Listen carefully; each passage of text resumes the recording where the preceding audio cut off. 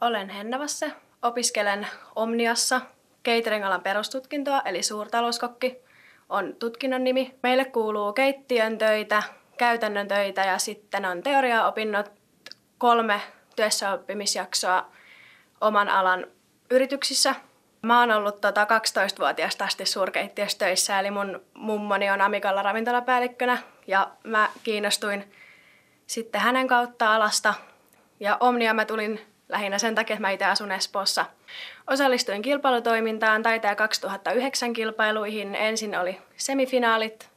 Siellä oli koko pääkaupunkiseudun joukkueet sekä Valkeakoski. Ja sieltä päästiin jatkoon, lähdettiin Vaasaan ja sitten siellä saatiin pronssia. Siellä oli paljon erilaista työtä ja mä voin sanoa, että sitä ei välttämättä siellä ei kaikki pärjää. Että siellä on oltava niin kuin todella motivoitunut ja mä oon nimenomaan ylpeä siitä mun motivaatiosta. Totta kai sitä aina haluaa enemmän haasteita. Että mulla on välillä ollut semmoinen olo, että mitä mä teen täällä.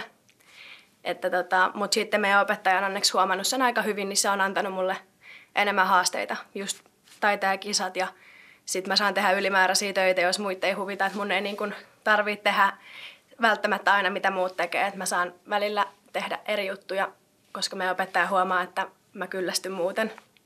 Mä oon aina halunnut olla ravintolapäällikkö niin kuin mummokin on. Että se on vähän jäänyt päälle. Että mä oon itse hakemassa ammattikorkeeseen opiskelemaan restonomiksi ja se on vähän sitä perustavaa, että siitä vaan esimieskoulutuksia ja sitten eteenpäin.